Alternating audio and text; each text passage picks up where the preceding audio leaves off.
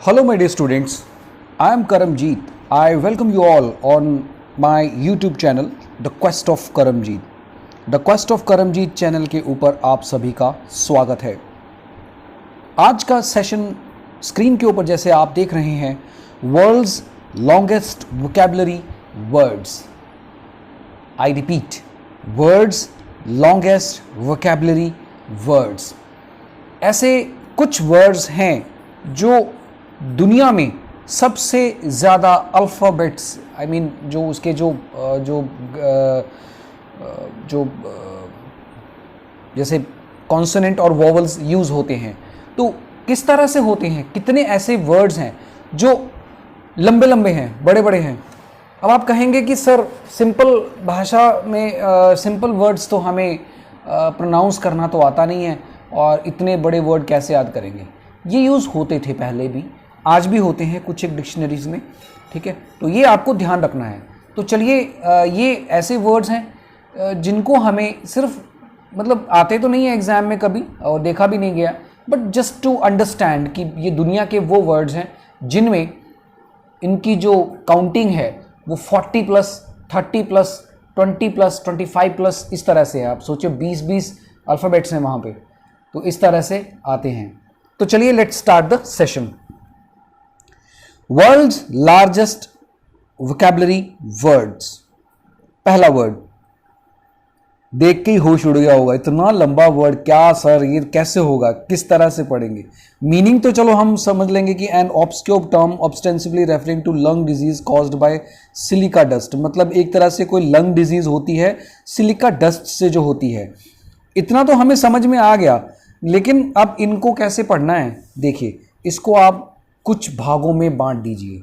कैसे, देखिए इस चीज़ को समझाता हूँ मैं आपको। कभी भी मैंने आपको ना किसी सेशन में एक चीज़ बताई थी कि जब कभी भी आप वर्ड्स को प्रोनाउंस करते हैं उस टाइम पे आप उनको 2 से 3, 4 जितना भी आपको कन्वीनियंट लगे, जितना हो सके आप उसको भागों में बांट लीजिए। फिर उसके बाद इजीली आप उसकी प्रोनाउंसिएशन कर सकते हैं। जैसे पहले देखो, नियो, मोनो, नियो, ये पी साइलेंट है, NEU नियो, मोनो हो गया, अल्ट्रा हो गया, microscopic, silico, volcano, कैनोसिस।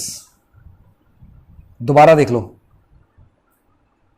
Neo, mono, ultra, microscopic, silico, volcano, कैनोसिस।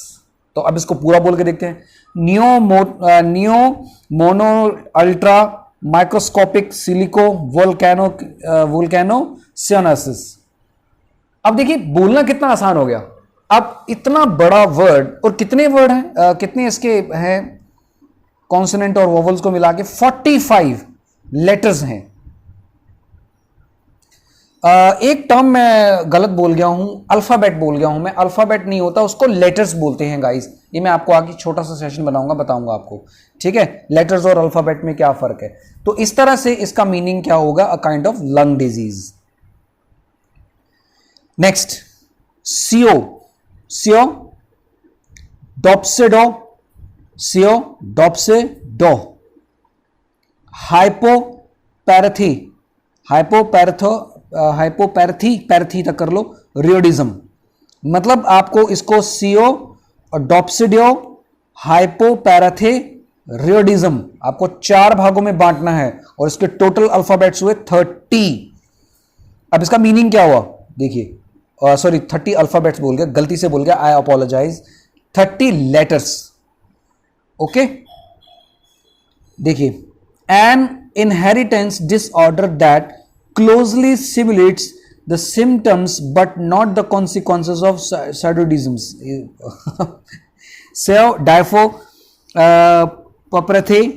Diaphoretisms, इसमें एक बीमारी होती है, मैं आपको बताता हूँ।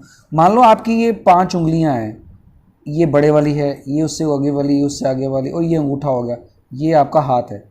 तो क्या होता है, मान लो ये वाली उंगलियां एक रेगुलर साइज, जो एक एक्चुअल में जनरल साइज होता है वो है, लेकिन ये 2 उंगलियां उस साइज से छोटी हों, जितना उसका रेगुलर साइज होना चाहिए हाथ के हिसाब से वो ना हो, चाहे शरीर का कोई ऐसा अंग जो मतलब प्रॉपर विकसित ना हो, उसको बोलते हैं this is the dism, this is the thyroidism. इस तरह से भी आप कह सकते हैं इसको, और भी दूसरे तरीकों से भी आप इसको कर सकते हो, जैसे सियो, डॉप्से, उडो, हाइप्रोप्रेथ, हायरोडिज्म, ऐसे भी आप कह सकते हैं। कोई दिक्कत नहीं है, किसी भी तरीके से आप अगर उसको जितना छोटा बनाएंगे आपके लिए उतना इजी हो जाएगा। चलिए, ये वर्ड हमारे भारत में एक बहुत बड़ी पर्सनालिटी हैं शशि थरूर, उनका फेवरेट वर्ड है। आप देखिए शशि थरूर, मैं बहुत बड़ा फैन हूं उनका, हालांकि कांग्रेस के लीडर हैं।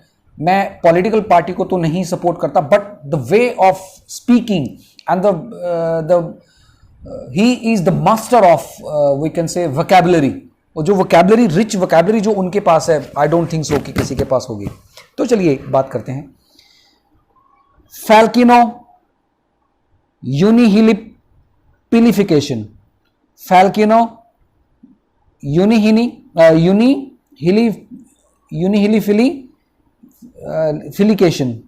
फिलिफिकेशन। तो इस तरह से इसको आप कर सकते हैं। थोड़ा सा टफ जरूर है, लेकिन अगर इसको एक सांस, एक ही रिदम में बोलना हो तो थोड़ा सा आपको प्रैक्टिस करनी पड़ सकती है। सीरियसली मुझे बड़ी दिक्कत हुई थी। फैल्किनो यूनिहिलिपिलिफिकेशन, ठीक है।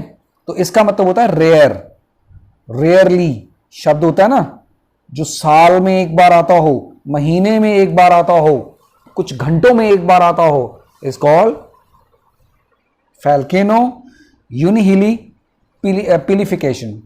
नेक्स्ट वर्ड, हाँ, इसके तो मैं बताना भूल गया, सेकंड के 30 लेटर्स हैं, इसके हैं 29 लेटर्स। गिन के देख लीजिएगा, आपको पता चल जाएगा। 29 लेटर्स।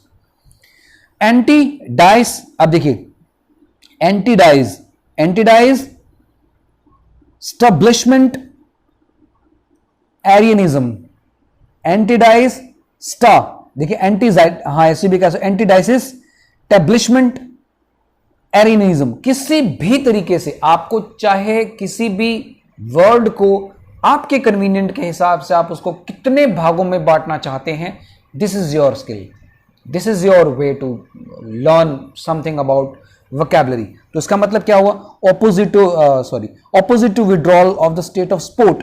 जब कभी आप यहां बैठे हैं, आपके ऑपोजिशन में बैठे हैं, उनको आप सपोर्ट नहीं देते हैं, विड्रॉल निकाल देते हैं, अपना सपोर्ट खत्म कर देते हैं, is called antidisestablishmentarianism. Alright, next super. अब देखो कितना, ये भी इंपॉर्टेंट है वर्ड, ये भी पता नहीं कौन सा राइटर था, मैंने, मुझे याद नहीं आ रहा, आई थिंक शशि थरूर ही होगा, क्योंकि वही है इनको यूज करने वाले। सुपर कैली फ्रेजाइलिस्टिसाइज एक्सप्लेलिडोशियस, सुपर कैलीफ्रेजाइल, ठीक हो, सुपर कैलीफ्रेजाइल, सुपर अलग कर दो, कैलीफ्रेजाइल अलग कर दो, लिस्टाइस एक्सपेलिडोशियस, सुपर कैलीफ्रेजाइल लिस्टाइस एक्सपेलिडोशियस। तो देखो कितना इंपॉर्टेंट वर्ड है प्रोनाउंस करते टाइम। तो इसका होगा 34 letters. Used as nonsense word by children to express approval. बच्चों के साथ जब आप नॉनसेंस तरीके से पेश आते हैं। अब ये देखो टीएसके, ये कैसा वर्ड हुआ, ये भी एक वोकैबुलरी का वर्ड है। सिंपली भाषा में टीएसके, वैसे तो ये टीएसके है ओनली, लेकिन इसको टीएसके हाइफन डाल के इसको ऐसे बनाया गया। तो इसका मतलब है ऑफन इन क्विक रेपिटेशन, जल्दी जल्दी क्विकली करना किसी काम को। As an exclamation of contempt, disdain और इम्पेशंस, वो पर्सन जिसके पास पेशेंस ना हो, जो पंजाबी जी में कहते हैं ना, बहुत काला तत्ता पैना, काला तत्ता मतलब बहुत तेज तरार होना, उतावलापन होना, किसी चीज का वेट ना करना, इज कॉल्ड टीएसके। अब ये वर्ड देख लो, ये क्या है, इसमें ए, ई, ओ, यू ये वाले वर्ड यूज हुए हैं, सिर्फ आई को छोड़ के। तो मीनिंग क्या है, in medieval music mnemonic use to recall the sequence of tones and particular passage of the ग्लेट्री पैट्री। ये एक तरह से टर्म है, और मतलब किसी पर्टिकुलर टोन को दोबारा से फिर से बोलना इज कॉल्ड इसको प्रोनाउंस क्या करते हैं? योहाए, योहाए। तो चलिए, ये थे आपके 7 वर्ड्स। बहुत मेहनत से मैंने बनाए थे और आपको ये बताना था कि इंग्लिश सिर्फ अखबारों तक ही सीमित नहीं है। बहुत सारी ऐसी चीज़ें हैं जिनसे हम इंग्लिश लर्न कर सकते हैं। दिमाग दौड़ाइए और आपको बहुत कंटेंट मिल जाएंगे, कोई दिक्कत नहीं है। तो चलिए, इन्हीं शब्दों के साथ अब हम इस सेशन का एंड करते हैं। Thank you for your patience. Stay happy, stay safe. जय हिंद, जय भारत। Stay tuned.